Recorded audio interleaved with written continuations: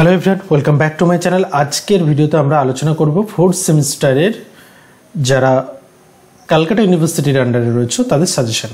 অর্থাৎ তোমরা অলরেডি আশা করছি থাম্বনেলে দেখে নিয়েছো। আজকে আমরা CC8 আলোচনা করব, ইকোনমিক সোশিওলজির যে পেপারটা, সেই পেপারটি। এই পেপারে তোমরা কি টপিক এবছরের জন্য কভার করবে, কোন কোন বিষয়গুলোর উপর বেশি ফোকাস করবে, শর্ট কোশ্চেনের জন্য কোন কোন বিষয়গুলো দেখবে, বা বিগত বছরের প্রশ্নর মধ্যে থেকে কোনগুলো গুরুত্বপূর্ণ, সেই সমস্ত পার্ট নিয়ে আজকে আমরা আলোচনা করব। প্রথম থেকে শেষ পর্যন্ত ভিডিওটি দেখো। আর প্রসঙ্গত বলে রাখি, এই ভিডিওটা NSOU আন্ডারে যারা সোশিওলজি অনার্স পড়ছো তাদের জন্য নয়, তাদের সিলেবাসটা একটু আলাদা আছে। তাছাড়া ওভারঅল অন্যান্য ইউনিভার্সিটিতে যাদের ইকোনমিক সোশিওলজি রয়েছে তারা এই সিলেবাসটা মোটামুটি ফলো করতে পারো। ঠিক আছে, কোনো কনফিউশন থাকলে কমেন্ট বক্সে জানিও, আমি বলে দেবো। আরেকটা পার্ট বলে রাখি, যারা এই সাজেশন বেসিস নোটস নিতে চাও তারাও ভিডিওটি শেষ পর্যন্ত দেখো। আমি সমস্তটাই আজকের ভিডিওতে আলোচনা করব। তাহলে প্রথমে আমরা যেটা আলোচনা করব যেটা হচ্ছে 15 মার্কের জন্য তোমরা কি প্রশ্ন দেখবে। একটা খুব গুরুত্বপূর্ণ টপিক ইকোনমিক সোশিওলজির মধ্যে, খুব গুরুত্বপূর্ণ একটা টপিক হচ্ছে ফর্মালিজম আর সাবস্ট্যান্টিভিজম। এই দুটি হচ্ছে দুটি দৃষ্টিভঙ্গি। এই দুটি দৃষ্টিভঙ্গির মধ্যে বিতর্কটা কি সেটা কিন্তু অবশ্যই দেখতে হবে। এবং বলে রাখি, হোয়াট ইজ ফর্মালিজম বা হোয়াট ইজ সাবস্ট্যান্টিভিজম এটা কিন্তু 5 মার্কের জন্য তোমরা পড়বে, আমি রেখেছি। হ্যাঁ, সমাজতাত্ত্বিক দৃষ্টিকোণ থেকে বিনিময়ের অর্থের গুণাবলী ও ভূমিকা ব্যাখ্যা করো। সমাজতাত্ত্বিক দৃষ্টিকোণ থেকে বিনিময়ের অর্থের গুণাবলী, অর্থাৎ অর্থর গুণাবলী ভূমিকা দেখতে হবে।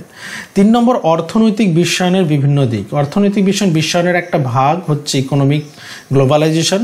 সেই ইকোনমিক গ্লোবালাইজেশনের বিভিন্ন দিক কি, অর্থাৎ দুটো খুব ব্রড পার্সপেক্টিভ। একটা ব্রড পার্সপেক্টিভ কিন্তু গ্লোবালাইজেশন।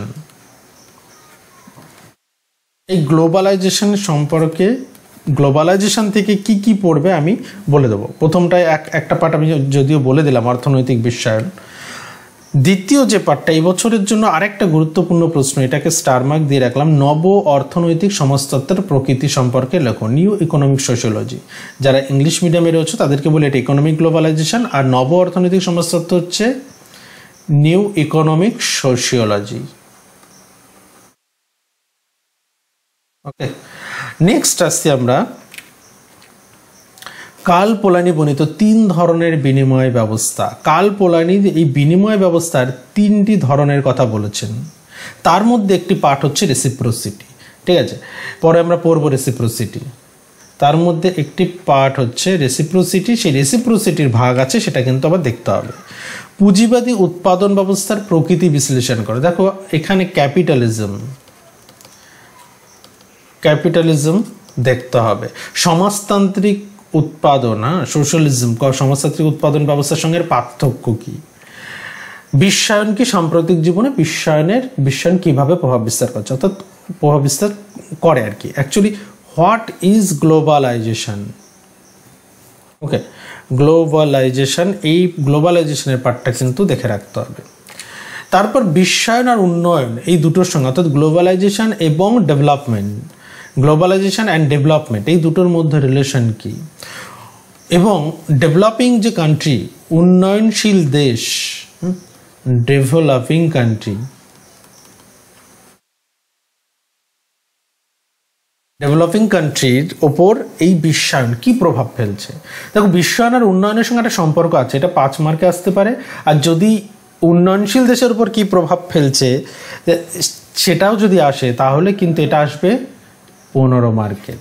রাইট, চলো তাহলে এবার আমরা একটু ফুল স্টাডি ম্যাট যারা চাইছো তাদের পার্টটা বলে রাখি। অলরেডি দেখো, যারা 4 তারিখ পর্যন্ত যারা বুক করেছিল তাদের পার্সেল অলরেডি পৌঁছে গেছে। কালকে আমি মেসেজ পেয়েছি। আর আজ হচ্ছে 8/7। তোমরা চেষ্টা করো এক্সামের আগে, নির্দিষ্ট সময়ের আগে যারা স্টাডি ম্যাট চাইছো বুক করার। কারণ আমরা কিভাবে স্টাডি ম্যাট পাঠাবো, প্রিন্টেড স্টাডি মেটেরিয়ালস বাই পোস্টে পাঠানো হবে। ওকে, তোমরা স্যাম্পল কপি দেখতে চাইলে এই নম্বরে হোয়াটসঅ্যাপ করে আমি স্যাম্পল কপি পাঠিয়ে দেবো। আর পার পেপার নেওয়া হচ্ছে 649, অর্থাৎ 650 করে। 650 × 4, 4টে পেপার তোমাদের CC8, 9, 10 এবং যাদের SCC আছে, SCCর যে পার্টটা আছে সেই পার্টটা হবে। ঠিক আছে, B1 or B2। যে পার্টটা নেবে সেই পার্টটাই তোমরা পাবে। ওকে, এইবার এই পার্টটা বলে রাখি যে 6টা পেপারে তোমাদের পড়বে 2600 প্লাস ডেলিভারি চার্জ হচ্ছে 65। তোমাদের টোটাল 2665-র মধ্যে 4টে পেপারের according to suggestion full notes কিন্তু পেয়ে যাবে। ওকে, চলো এরপর আসছে আমরা 5 মার্কের কী কী কোশ্চেন দেখবে। 5 মার্কের কী কী কোশ্চেন আছে আমরা একটু দেখে নিই, জাস্ট এ মিনিট। 5 মার্কের কী কী কোশ্চেন আছে? প্রথম, ফর্মালিজম সাবস্ট্যান্টিজম পার্থক্য। এটা 5-5ও আসতে পারে ছোট করে। ফর্মালিজম বলতে কি বোঝো? গুরুত্বপূর্ণ, শিকারী সমাজের প্রধান বৈশিষ্ট্য। এটা একটা হান্টিং গ্যাদারিং, হ্যাঁ, হান্টিং অ্যান্ড গ্যাদারিং যে সোসাইটি, সেই সোসাইটির বৈশিষ্ট্য। কুলা ব্যবস্থার উপর টিকা। বিশ্বায়ন আর উন্নয়নের মধ্যে সম্পর্ক, যেটা আমরা 15তে দেখলাম, কিন্তু এটা 5এও কিন্তু আলাদাভাবে ছোট্ট করে আসতে পারে। আর এবছরের জন্য কুলা টিকাটা তোমরা দেখে রেখো। আরেকটা সামাজিক দৃষ্টিকোণ থেকে বিনিময়ে অর্থের গুণাবলী সংক্ষেপে লেখো। তারপর আসছি আমরা ঔপনিবেশিক ভারতে ভূমি রাজস্ব সংগ্রহের রায়তারি পদ্ধতি। দেখো, রায়তারি পদ্ধতিটা একটু দেখে রেখো। এখানে ভূমি সংস্কারের পাঠটা একটু দেখে রাখতে হবে। তারপরে পুঁজিবাদের প্রধান বৈশিষ্ট্য। What is capitalism? একটি বিনিময় ব্যবস্থা হিসেবে পটলাচের একটা সংক্ষিপ্ত বিবরণ। সমাজতান্ত্রিক উৎপাদন পদ্ধতির উপর টিকা, এবং এর আগের 15 নম্বরে আমরা দেখলাম এই দুটোর মধ্যে ডিফারেন্স কি আছে সেটাও দেখতে। সাবস্ট্যান্টিভিজম বলতে কি বোঝো? এটা টিকা আসতে পারে, বা এই দুটোর মধ্যে যেটা আমরা দেখছিলাম যে পার্থক্য দিয়েও কিন্তু আসতে পারে। পার্থক্যটা আমাদের 15-5 দুটোর জন্যই দেখবে। মার্শাল সালিন্সকে অনুসরণ করে 3 প্রকারের পারস্পরিক বিনিময়ের কথা বলো, যেটা রেসিপ্রোসিটি বলছিলাম। ডোমেস্টিক মোড অফ প্রোডাকশনের উপর একটা সংক্ষিপ্ত, আচ্ছা এটা টাকা নয়, টিকা। আদিম অর্থনীতিতে পুনর্বন্টনীয় বিনিময়ের গুরুত্বের উপর একটি টিকা লেখো। দেখো, পুনর্বন্টনীয় বিনিময়, যেটাকে আমরা কি বলছি? রিডিস্ট্রিবিউশন। ইংলিশ আমরা কি বলি? রিডিস্ট্রিবিউশন বলে থাকি। সমাজতন্ত্র কিভাবে পুঁজিবাদ থেকে আলাদা, মানে সমাজতন্ত্রবাদের পুঁজিবাদের, ক্যাপিটালিজম আর সোশ্যালিজমের একটা ডিফারেন্স।